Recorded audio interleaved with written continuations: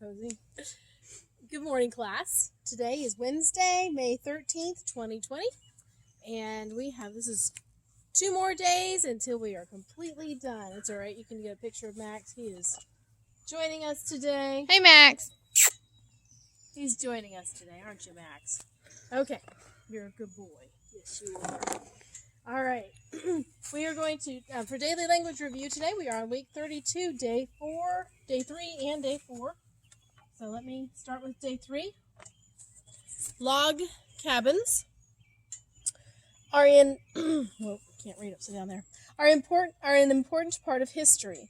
All right, we had 2, great, my pen is gone. Oh, thank you. It's good to have a photographer around. I miss you guys. That's what you guys do. Log cabins are an important part of history. Cabins is not spelled wrong. It's spelled with a C. It is spelled wrong. I mean, it is spelled wrong. Cabins, C-A-B-I-N-S. It's not with a K. And history, remember it's story at the end. It's H-I-S-T-O-R-Y. All right?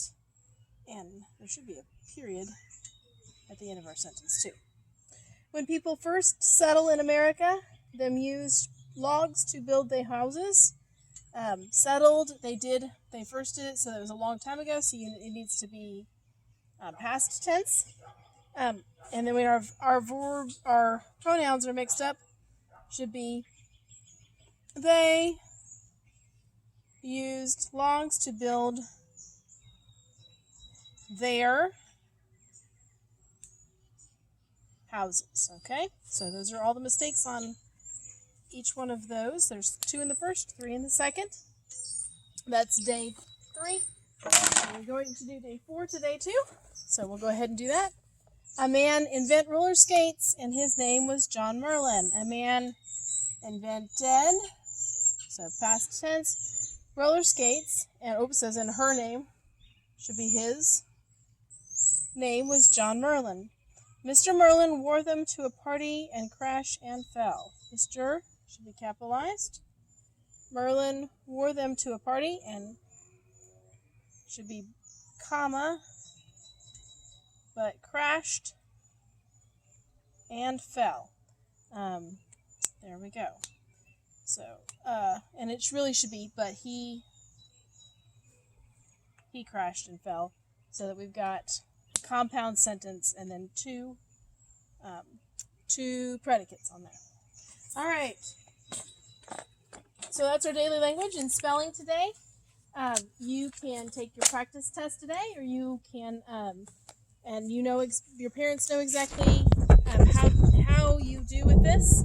You can go ahead and take the final test either Wednesday, Thursday, Friday, or you can take a practice test and then take the final test. We're on day 3. Trumpeter swans are one of the largest swimming birds in the world. You're proofreading, finding the errors, and changing those. And then we'll go on from there. For English today, we are skipping the page that talks about compound complements. We're not going to do that page. We're going to go on to compound sentences. Compound sentences when you're diagramming, you're going to diagram the first part of the sentence and then the conjunction, join the two together with a conjunction, and then diagram the second part of the sentence. Follow me over here, Kylie. All right. So we've got Beulah and we've got Henry. All right.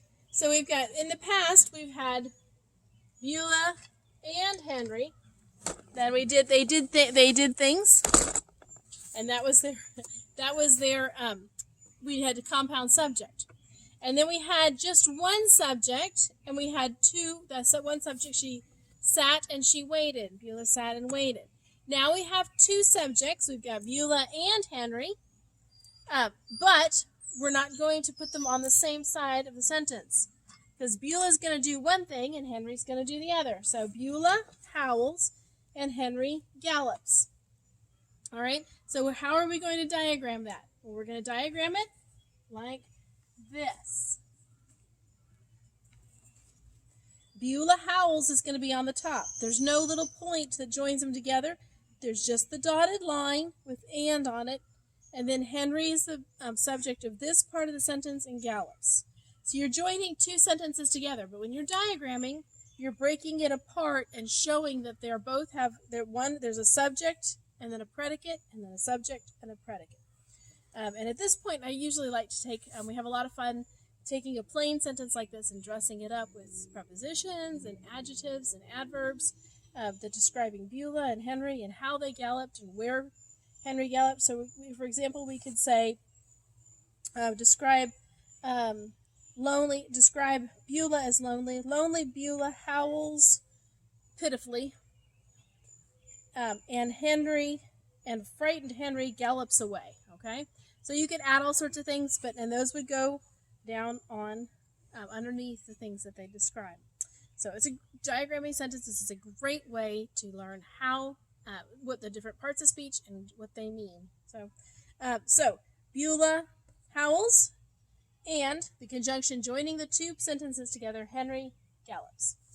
All right, so you'll be doing your English page, back over this way, your English page that tells that where you're joining compound sentences, pages 129 through 130. All right. Moving on. In reading today, we are finishing up the very last story of the whole book.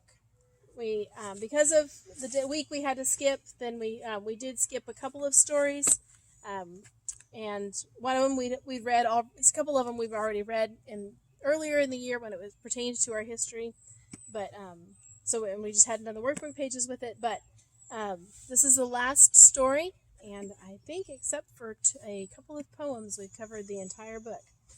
So we're going to talk about the second part of the story, Saved. And once again, this is the story of Paul and Timothy and Silas and their story of how they are put in prison for what they believe, and actually for casting the demons out of the girl. And then the fiction part is that they gave the jailer a name, and they called him Clement, and he I said Paul and Silas. He asked Paul and Silas. He was very interested in their lives, and in this story, the earthquake comes, and this is the story of what happens at that earthquake,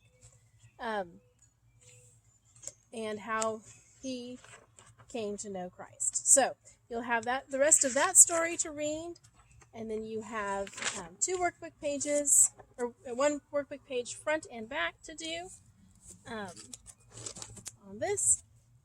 They are not hard. The only part I was looking through, the part that you will need to pay close attention to is the chart at the very end that shows that Paul, what happened before and what happened after, and they give you all the words here. I'm not going to show you. They give you all the words, and you have to fill in the words where they make the most sense. All right. And then finally, we are moving on with science. And in science today, you're just you're doing a couple workbook pages, and then have a video to watch. It's a fun video. I liked this one a lot. So workbook pages 117 to 118, and this the video called Geology Rocks, and there's a link in your grade link for it. And then for history, I'm going to do a separate video, and we're going to read through the last parts of our book. So we will finish up our study of the Civil War.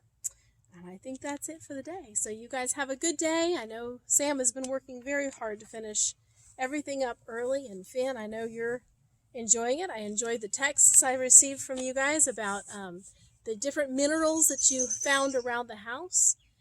Sarah Beth said that there's zinc in diaper rash ointment, and Finn told me that there was quartz in the windows, and that he watches the birds from.